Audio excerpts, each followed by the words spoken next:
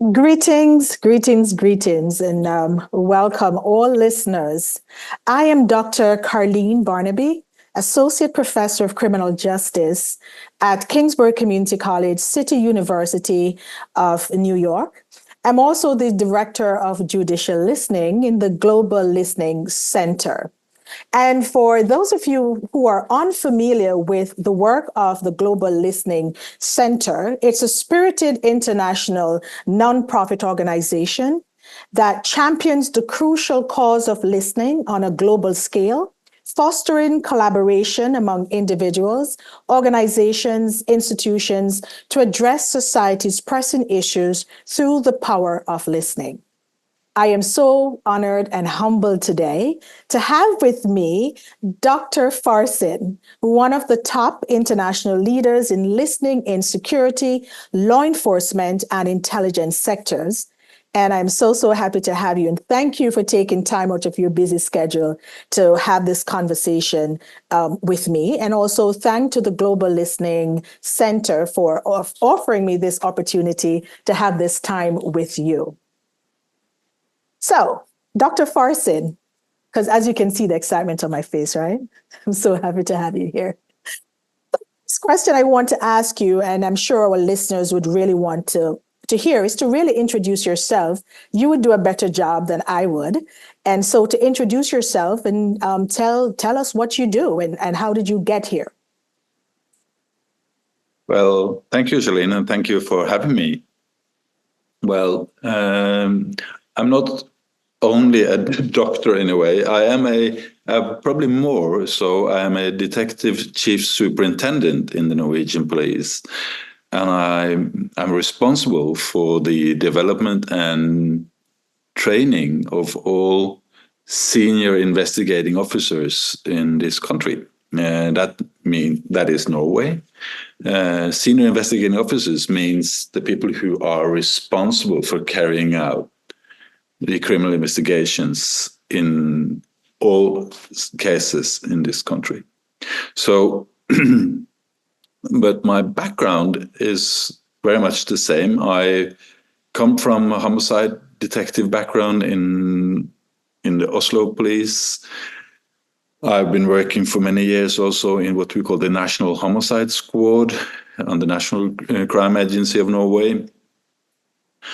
And what I found out after some years on the job that it was ridden by some kind of culture of, I would say, overconfidence, maybe. Yeah.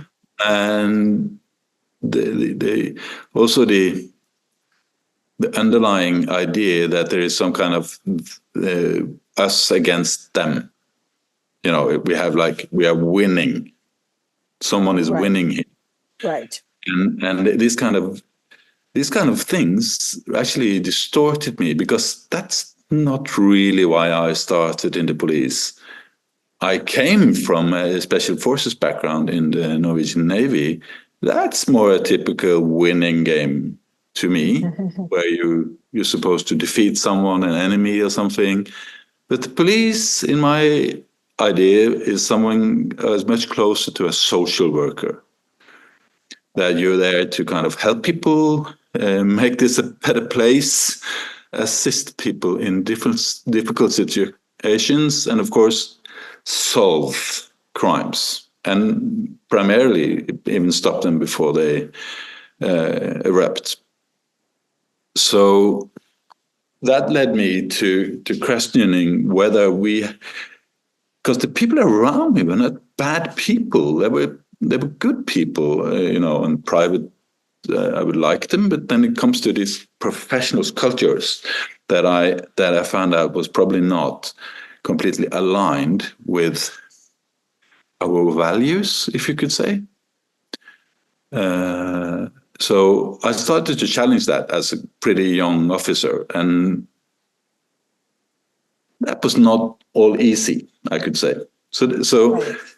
And I've been going on challenging since then. I probably have. So that's my background. And now I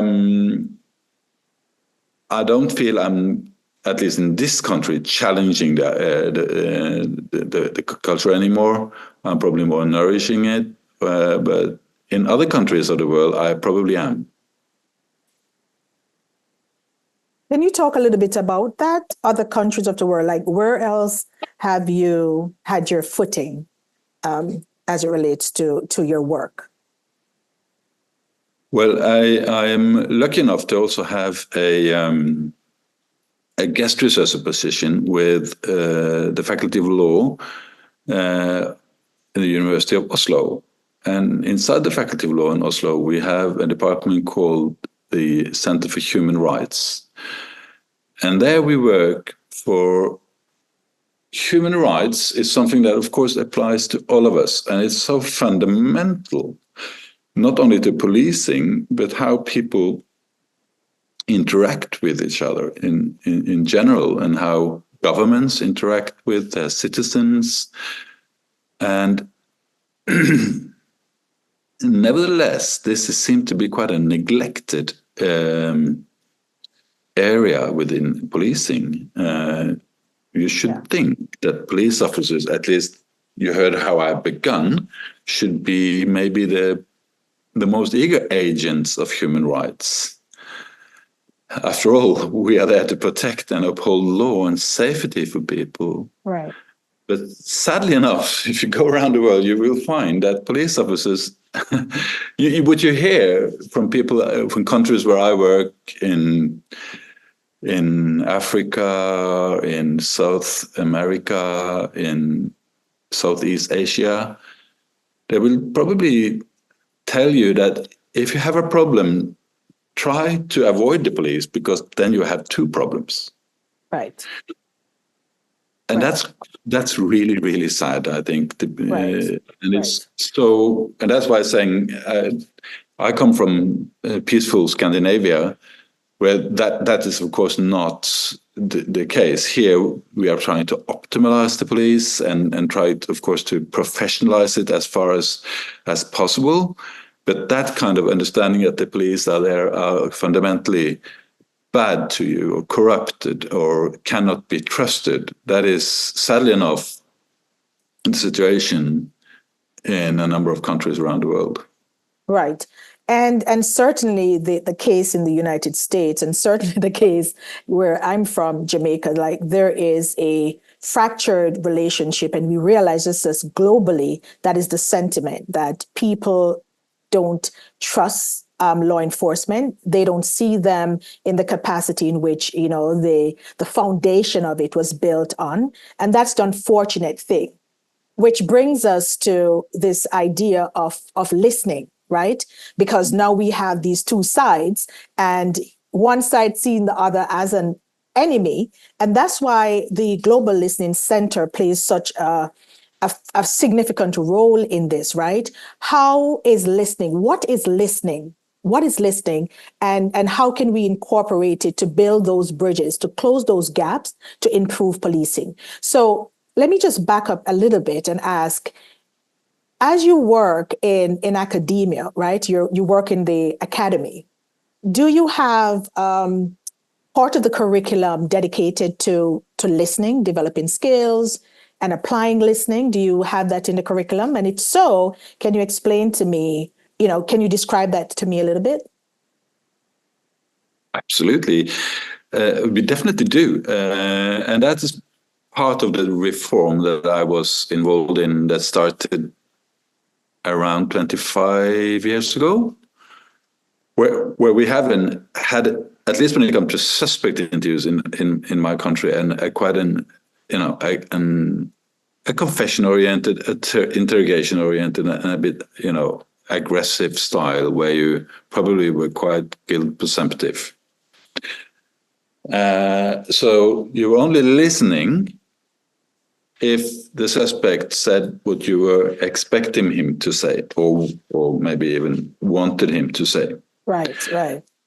So when we then changed our style of interviewing suspect to what today is called investigative interviewing, you turn around the whole mindset of what it means to be a police officer or a detective. because you acknowledge the fact that the reason we are investigating this is that we don't know what happened. Right, right. It doesn't really make sense that you know it all from the beginning. Right. So right. that's kind of the notion you have to embrace if you want to do a confession-oriented interrogation, because then you already know it, and then you're trying to make the other one comply to your understanding of what happened. That is, for me, a logical breach in that, because if you already know it, then you probably also can prove it. And then you don't really need that confession, do you? Right. So that and that's the sad thing, that even when the evidence is weak or even sometimes non-existent, they use exactly the same approach. And because then they need the confession even more. Right. So this is the bad circle that we wanted to get out of. And one of the key things here is then to not contaminate the suspects or the interviewee. For all interviewees state, you don't want to contaminate their account. We think about a conversation just as we think about entering a crime scene. So when you enter a physical crime scene, it's obvious to most officers that you put on protective wear. Right. Right. Gloves. So as not to contaminate it. Right. Exactly. Right. You don't want your hair, DNA, fingerprints, and whatnot all over that place. It's exactly the same when it comes to you interviewing people. You just want to receive this information with as minimum impact as possible. And that's where active listening comes in. Obviously, you have to ask an open-ended question. Listen, Charlene, what happened last night? Right. Tell me everything. Don't leave any details, and take the time you need. I'm going to be here. I will listen, and I will take a few notes, but I will not interrupt you until you're finished. Right. Then you have to be able to start applying listening techniques, because if you don't do that, you will very soon fall out of the conversation. Right. Both physically, in the way that you won't really respond, right. keep your opponent stimulated, but also your own mind. You have to kind of build a story. What am I actually hearing here now? If not, you will not be mentally active. So these are the things that we have been training in the Norwegian police now for, as I said, more or less 25 years. And we think about it as an absolutely fundamental skill in all areas of policing. Do you have ongoing training that really centers around listening? Like, do you have ongoing for these officers? Yeah. Absolutely. To become a police, first of all, I should say I'm not directly involved in the training of our bachelors, our new officers. Yes. I'm, as I said in the beginning, I'm devoting most of my time to specialization and management. But I always do lecture at least once for the new recruits, because I think it's probably the most meaningful time I can spend is how to give them a best possible start. And again, I'm trying to convey what I'm trying to convey in this conversation with you is that what is the point of policing? Why are we here? And how these fundamental techniques can make one conversation so fundamentally different. Because if you are able to listen and be curious, you're not only doing a good investigation, but you are at the same time conveying respect, dignity, and also de-escalating conflict. So these things are, but of course it needs officers who are competent in the way that they trust that this will work. They trust that they can get that respect. Right.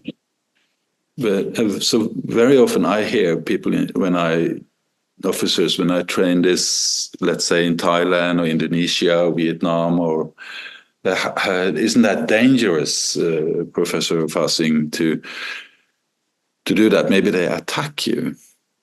I said that might happen, but it has never happened to me in more than 30 years as a detective. And I've never been attacked by anyone. Right. And maybe that is because you show that dignity and show that respect, and most people won't attack you then. If that's what radiates when you meet someone, so maybe you should try that first before you cuff them up. I think the problem, though, is when we talk about almost as if we can't marry these two concepts of respect and policing, because what you hear is what I hear too, that when you engage in this listening that we're promoting, it softens, right? It softens the uniform.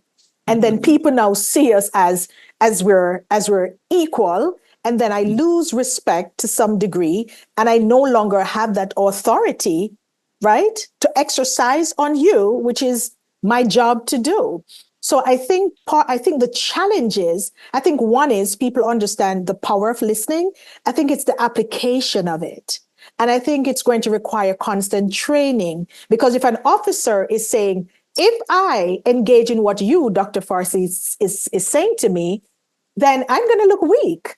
I don't want to be that officer on my beat, just in this listening ear. You know what I mean? I want to assert my authority, which to some extent will then, in their mind, affect the way people move, right? So that should reduce crime and disobedience and all that kind of thing. So I think that's the challenge. We have to have constant training. And the question then becomes, do we have data? So all these that we're implementing, like from your perspective, do you have any data that says what? What is the data saying? Definitely, we do have data.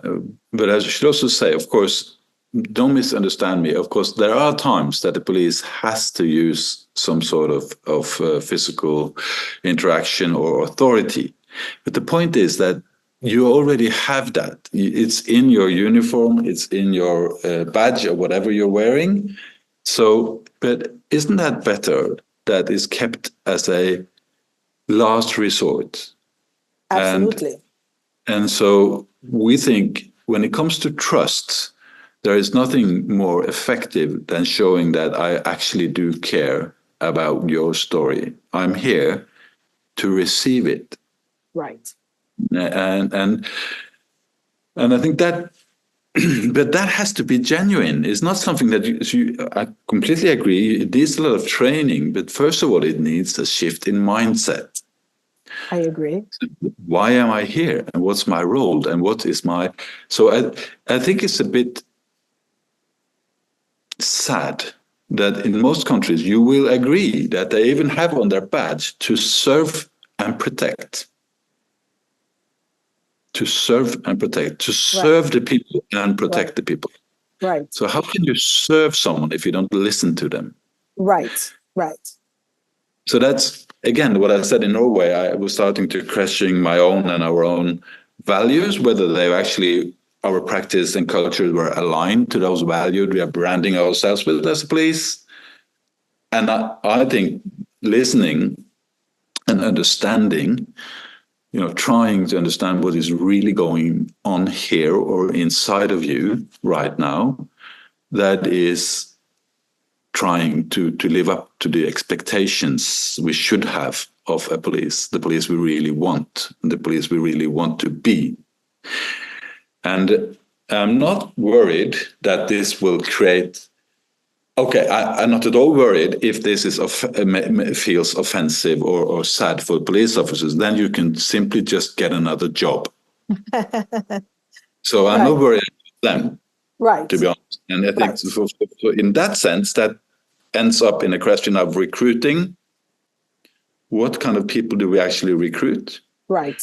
Right. Are they? Why do you want this job? Is it because you want to listen, understand, help, Right. make this a better place? Make it, or is it because you want to show authority and be something that you wouldn't be without that uniform? So that's obviously the people that never would get a job in the Norwegian police. So so we talked about a few things, right? So part of it is, and I like this, that we're talking about shifting the mindset, right? And the recruitment process is extremely important to why do you want to do this, right? Because we know that the narrative about policing, as it has been for a very long time, it's going to be challenging to kind of shift that narrative, right? To get the kind of people that we need in. But some of that is coming from the head. And so the head needs to shift that so everything trickles down to how we recruit and how we train individuals. You have to be in a situation where if I call a police officer, I have to know that this person wants to understand what's happening. And of course, there are other situations where there's no time for that. You just have to react to it. We understand that. But I think it's important that it's the recruitment. It's extremely important, and that shift in the mindset, right? So I'm going to go back a little bit to the data. What have you heard based on the data? What do we know? Is it effective? What's happening in all these different places that you have worked and have implemented listening as a core value of policing? There are several pieces of research I can mention. I'll take one first that comes from Norway, where one of one of my colleagues, Paul Lagestad, he was actually the physics trainer of our bachelor program, and he had so he was making them even more fit than you are when you enter, and he got this feeling that the big boys in the gym, the ones who were doing like 120 plus in the bench press, they were actually there professionally to show off their power. Right. And they wanted more to to get that respect, right, because of their physical appearance. Right. And he saw that and he had this theory that the ladies, mostly the ladies, because in Norway we have we have more women than police doing our bachelor training. So he had a feeling that they had very different strategies. The girls who did not spend that much time, because they, of course, didn't even have any physical possibilities to win all these fights, no matter how much they spent time in the gym. In the gym, right. So he started to study this, and he found that there was a negative correlation between your ability, how much you were lifting in weight, and the chance of getting into a fight. So, the weaker you were, the better strategies you had for finding non-confrontational communication. And the stronger you were, the higher it was the opposite. There was a positive correlation for getting into trouble, because you're trying to pick a fight, if you put it easy. Right. So that's, I think, very interesting findings that shows how fundamental this skill of communication and actually listening is in these kind of jobs. So that's one study. Another study that is taking this much further. That is more specifically on how to interview people who are looking for trouble. Mm. And this is a series of studies done by the University of Liverpool, by Lawrence and Emily Allison and their research group. And the concept is known as the orbit. And that's about how to, they have been, what they're doing, they have been given access to a number of real interviews that the police have with suspected terrorists. And these are terrorists who want to damage the society. So they look at you as a police officer or a detective as someone they really don't want to interact with. Right, right. Because they're here to get rid of people like you. We are so desperate that I want to become a terrorist. So I'm definitely not your friend. Right. What they've done is they pull apart all these small interactions between these suspected terrorists and the detectives and found out what works, what makes them really want to communicate, and what makes them communicate about the things that made them want to do terrorism, the difficult stuff. Mm-hmm. And one of the things here is trying to not dominate. If they want to dominate the conversation, they have made this model that there can only be one dominating part in the conversation at one time. So if you have a dominating suspect that just want to dominate this conversation, fine. So they call that a lion. Then your job is to become what they call a mouse. You're just receiving, but you're showing that you're receiving. So right. then you're happy because you keep that person talking and he is happy, he's dominating, you are just receiving. So that's one of the techniques. And then you have the other axis, you could say more the what we call the vertical axis, that's more on the friendliness side. Because domination doesn't have to be aggressive. Right. If you see what I mean. So right. Domination can either be friendly, mm-hmm. probably like I am now with you, dominant and friendly, because I'm talking and you're listening. Right. So that they call that monkey. So you are somewhere between the lion and the monkey. And then on the other hand, you have the dominant and aggressive and judgmental. That's what they call it, the T-Rex. So on the vertical axis here of communication, then you have to not be on opposite ends, because here I can't keep on being very friendly if you are very aggressive. But then you have to meet on the same side of the axis here. Right. So then I have to be, if you are very aggressive and I'm trying to be friendly, the effective way of communicating with I'm meeting you with, you could say, clarity, and say, listen, I understand that you are overly frustrated of staying in custody now for a weekend. But let me make it clear to you again why we are here. We are here because you were arrested on Friday evening in a car full of machine guns, hand grenades, and gasoline just outside New York's biggest shopping center. Do you understand? That's why we are here. So, as much as I respect your frustration, you're not here. You are here for a reason. Right. So that you're not being aggressive like that, but you're being very clear. And very assertive. Right.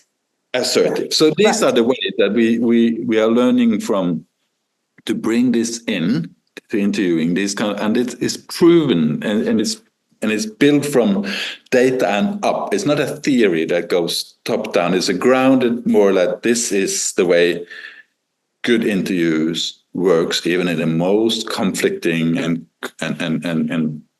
challenging interviews. So most of the time, it means that you have to be able to, even when there is a conflict, don't go into a defensive mode. You roll into the anger.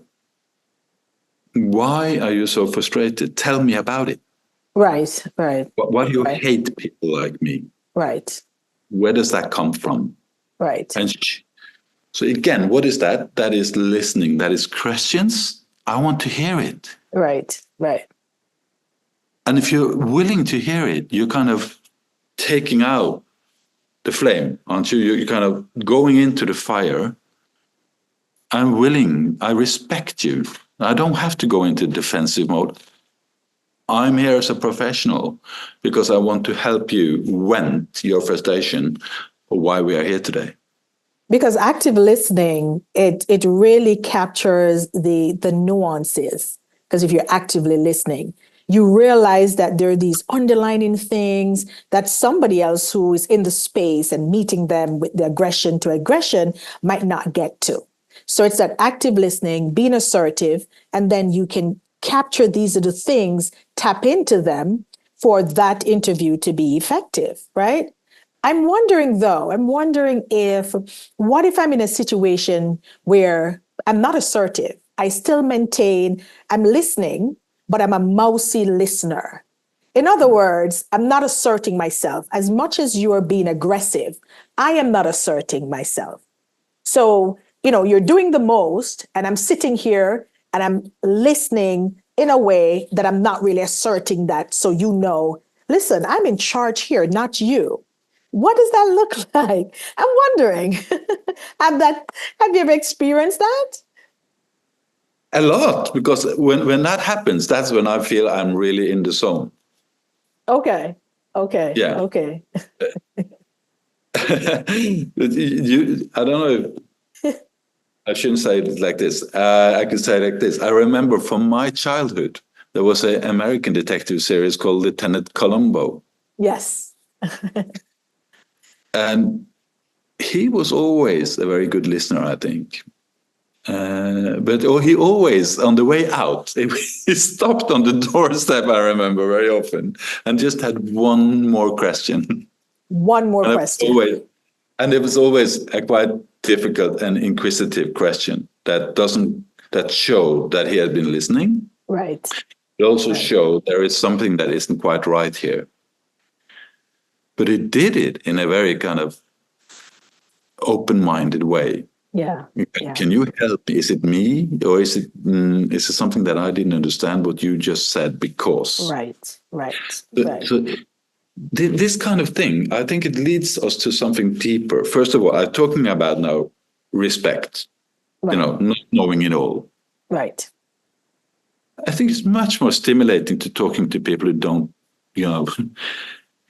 give you the thing that there's nothing more you can learn me. I'm so that in general, people who are curious think that you can actually tell them something in general. But when it comes to investigations, there's also something about how it's clear by law and by human rights how you are supposed to think.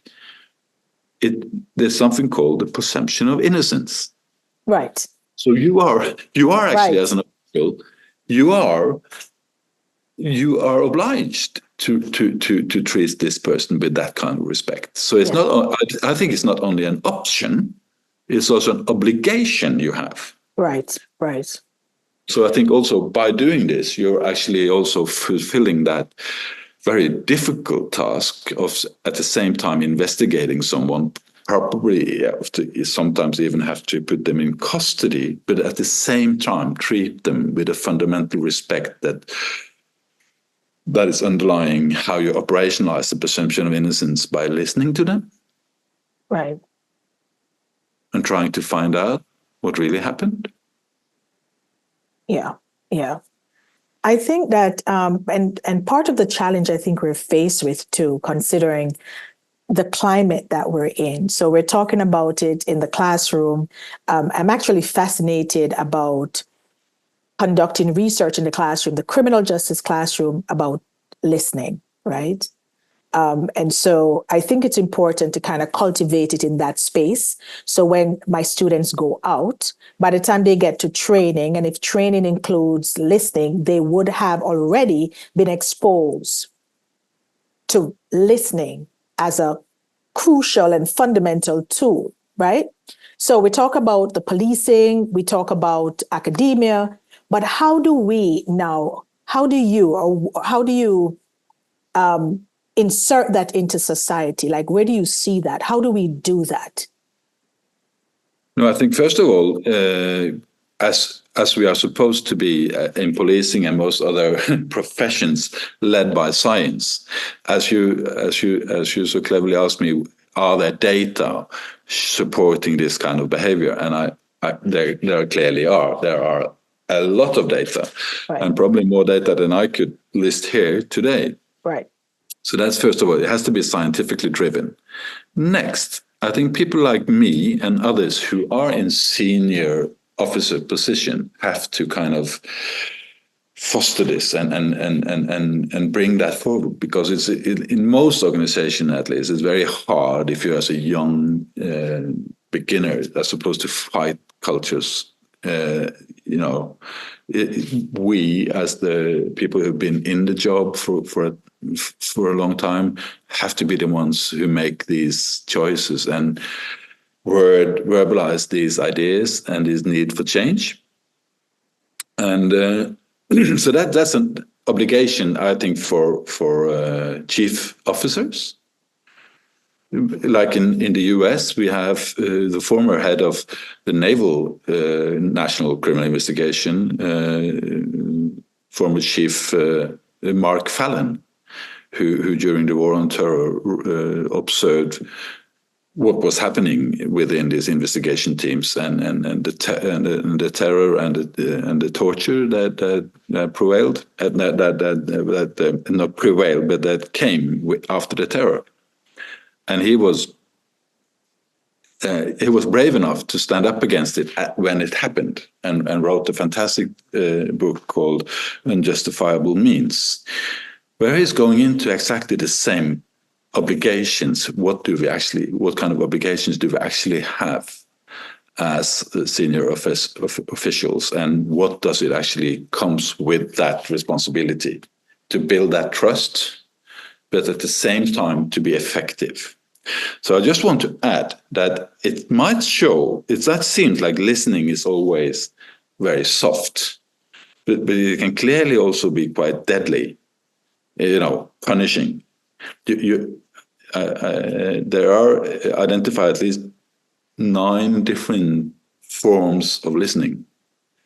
Some of them are comforting and rewarding. But you can also, probably you and me can think about episodes in our childhood, for instance, where you're asked a question, and the fact that your dad or your mom or whoever, a teacher or who not, just left that silence afterwards, where you were supposed to have a good answer if you are as innocent as you are saying. Right, right. And that silence and that kind of listening is not very comfortable. Correct. That creates an internal pressure, which only the guilty will have, typically.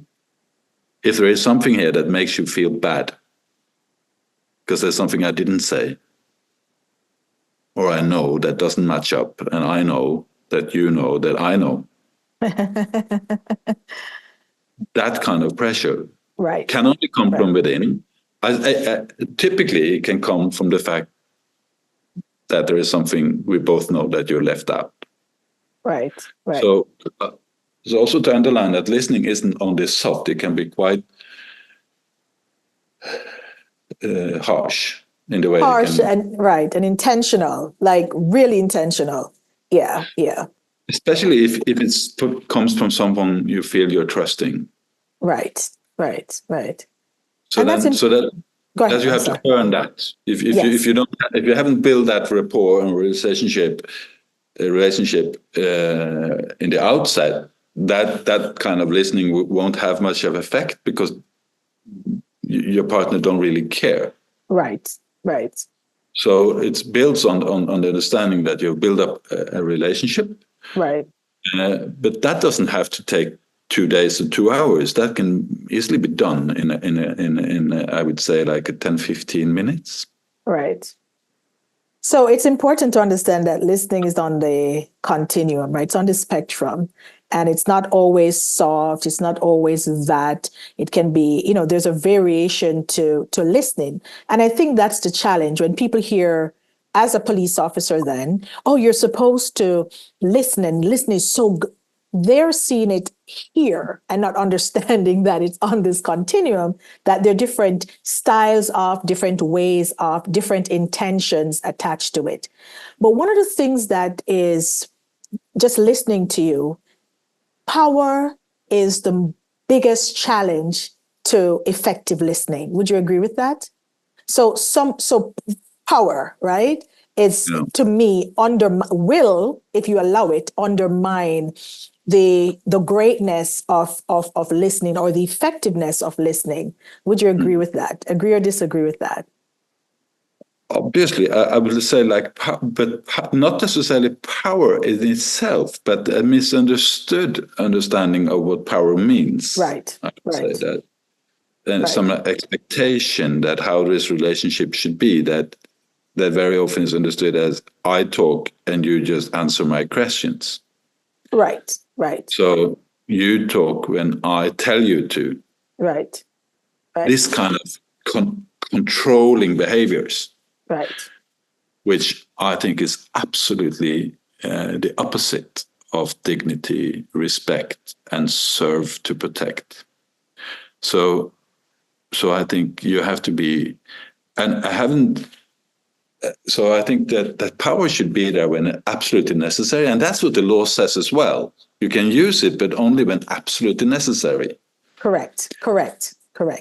So I think we probably would see a lot less example situations where this becomes absolutely necessary if you just trusted the power of listening.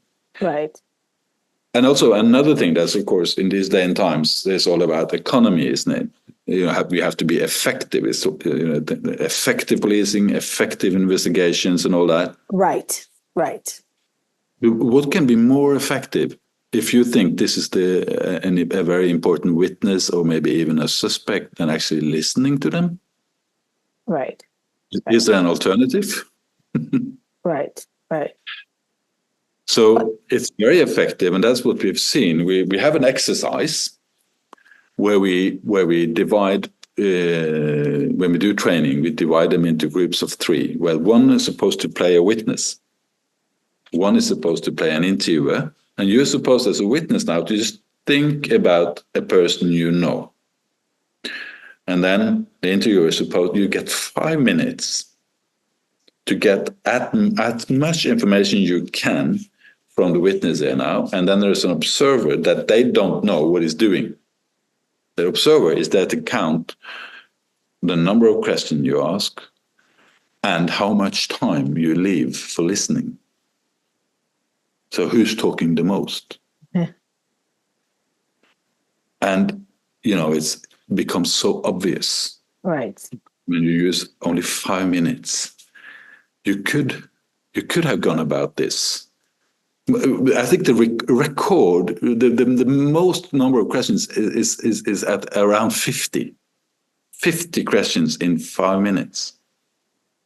You're just firing off. It's like a quiz. Right. But how effective is that for someone you, as you have never seen? Right. So you're just guessing. Was it a man? Was it a woman? So what we teach them is to say, it's not even a question. It's just asking, please, could you concentrate? You can even close your eyes, visualize this person, and describe that person to me as good as you can, and imagine if I went down a shopping mall, I'm going to recognize it. Go on. Yeah. And then you spend 8 seconds, and then there is 4:52 left for the witness. Yeah. Yeah. Yeah. So that's the power of listening. Right. And it's also the effective police work. Right. But I think what you said is important, this idea of power. So I said that generally, but again, it's the perception of power.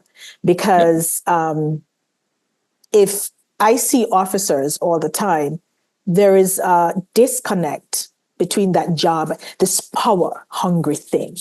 And because the conversation is not being had in the training, in that recruitment, in that thing, it's not being permeated throughout the whole system. So there's this mismatch of power.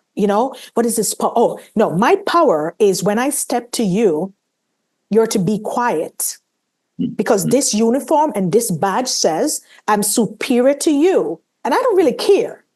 My job is built on outcome. So right now, I want to arrest you. And that's what we're going to do.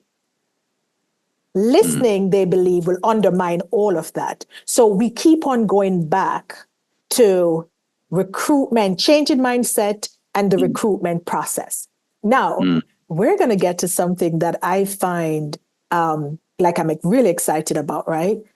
Is the importance of listening in the court process. So when we think of having fairer trials, how important is listening and how can we insert it in a way that we see better outcomes, especially if we think about the rate of wrongful conviction, somebody not listening.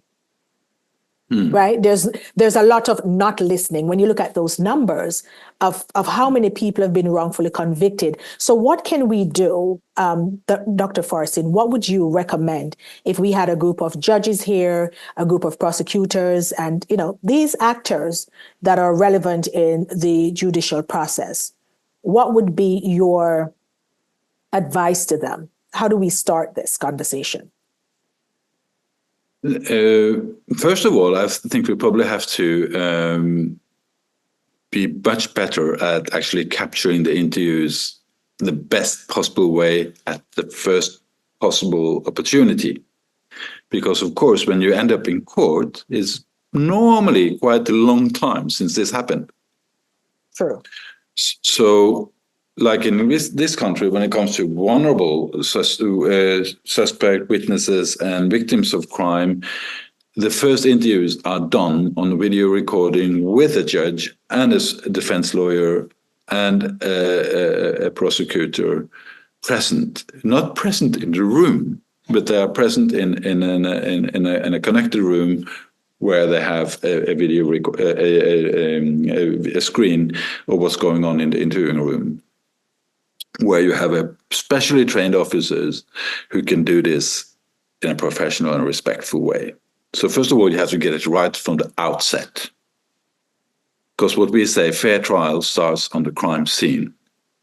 Right. So if you haven't started there, you can't fix it in court, right. Typically. It's contaminated now at this point. Exactly, and memories are lost or right. So that's the first thing that we have to start with, how to get it right from the beginning. Right. And that's why we have to invest in communication skills, listening skills, interviewing skills, and recording equipment for all officers. So that's number one. But number two, I think you're absolutely pointing out something very, very interesting. If you look at a courtroom, it's definitely not promoting, you could say, dualistic conversations where turn taking and you have a setting there that doesn't really stimulate good communication. You have someone who's dressed in a strange, outdated costume, right? And you're supposed to look up on them because they're sitting above you, right? You're called to the principal for something you did. No matter if you're a victim or witness or what, you're supposed to. Right. Again, you're kind of just, as you said, symbolizing that I ask the questions and you answer. And that's the opposite of good conversations. So I think also we have to think about how we physically build our courtrooms, and how the judge is there to make important conversations. So why not do this in a bit different way?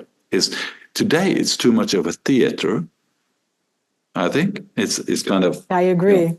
It's a show. Yes. But it's not at all supported by science. And it's about time. I'm saying, making it clear that the science of memory, the science of communication and decision making has clearly met the police in this country. And I think it's also about time that it meets the rest of the chain of criminal justice. So for judges and prosecutors to take in to how they do their job, what will actually stimulate good conversations, good stories, things that will make a good environment for decision-making also in court. And that is so simple. Let me tell you why. In my classroom, the professor, as you know, is seen as here, a judge, right? Here. So when you stand there, well, I'm 5'2", I'm short, so I'm in heels, so I'm up. But one of the things I found when I step into that classroom that first day and I introduce myself, kind of stuff, and where I stand is important. What I do for the rest of that time, if I keep myself there, right, I'm actually creating an environment of separation, because I'm saying to you that I stand here. I'm superior to you. You're over there. And this is how this is going to go. I ask the questions, you answer, I give you the tests. I will assign your grade at the end of the semester. And so I am this God. You find that students perform the performance a little bit different compared to when I create an environment of listening. Because, for example, I'll say to a student, because I know the answer to, but I'll ask a question. And who says I am right? Who says all the research that I have done is correct? So if I don't listen, I'm not going to hear from my students who are just regular folks saying, but professor, I don't understand when I come in contact with police officers. And I would say, no, that's not correct because the research says.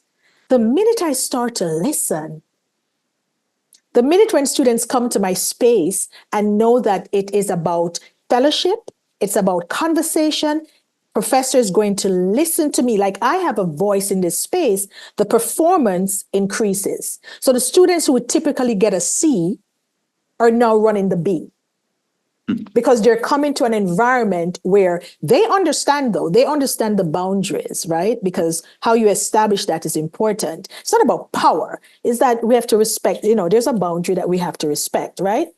But I am here to listen to you because I'm also learning from you.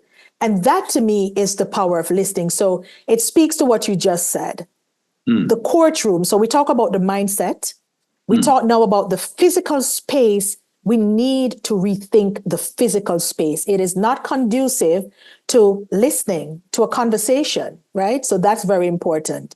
I am just so, and then we talk about training and recruitment. Like these are the important aspects that we have just arrived at today just by listening. You see how much I learned by just listening to you? Clearly an age, Charlene.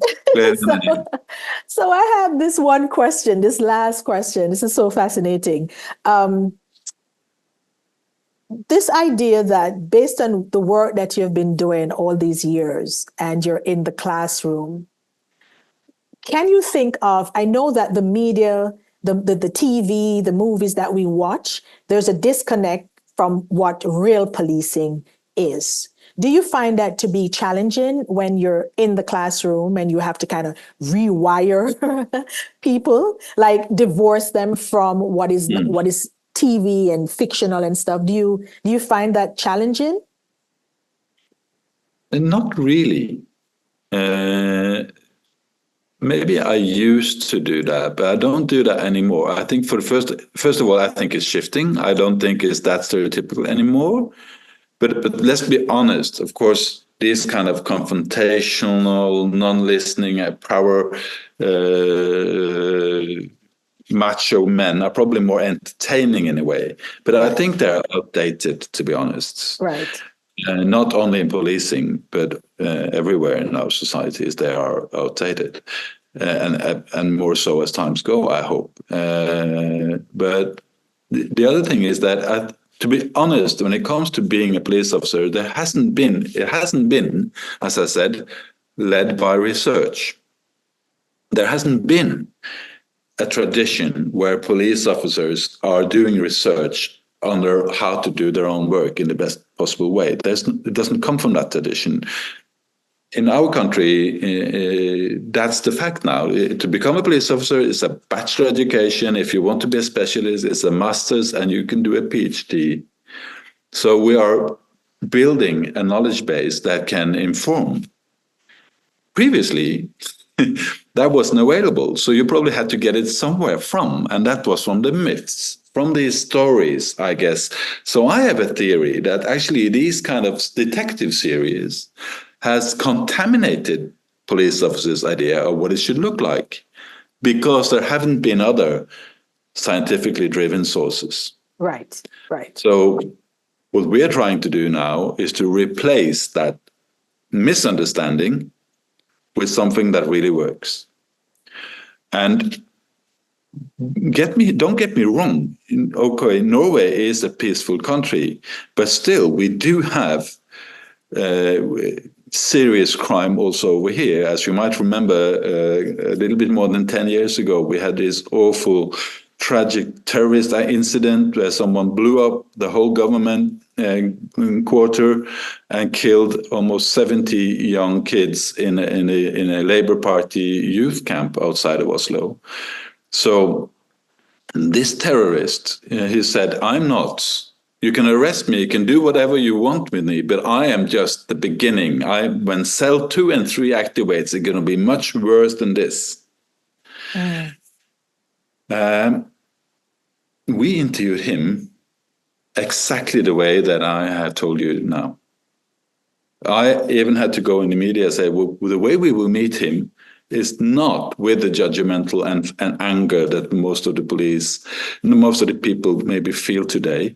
We are here to treat him like any other suspect.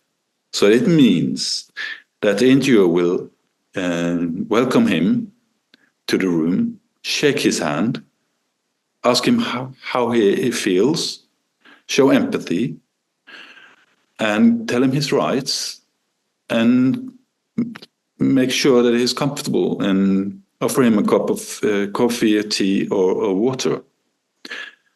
And by that, showing that I'm, although what you probably have done, you are still another human being. In a very difficult situation, obviously. And I'm showing you the fundamental respect that all human beings should have. And I, as a police officer, representing this country, is now giving it to you. Yeah. That's dignity, but I will also tell you it's very, very effective.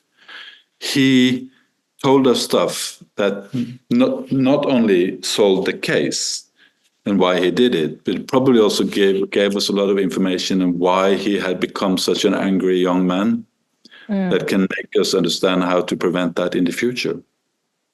So I think the total transcript of the interviews of Anders Behring Breivik is somewhere around 1,500 pages of free recall. Right. That's the product of good listening. That's very challenging. So if you don't subscribe to the power of empowering this way, power of listening, that's very difficult, because that is driven by so much emotions that to step into a space like that, right, where so many people are hurt, and to say, I am going to operate in this space and treat you as a human being and hear your story. It's effective, yes, but it is very, very, that should be like very challenging to do, because now it's just like, you killed people, you killed children. I can't. So that's the power of listening. And it's going to take a lot of these conversations to kind of push the needle so people understand it and really understand that it's on a continuum. It's not this, I'm really soft, I'm giving up, this perceived power. I'm too vulnerable if I'm listening, if I'm actively listening, it's sending the wrong message. I don't want to do that. It's going to undermine what I'm doing and the outcome that I need, right? So it's going to take that shift in the mindset, Dr. Fahsing. It's going to take that. But again, when we talk about society, this is where we do it.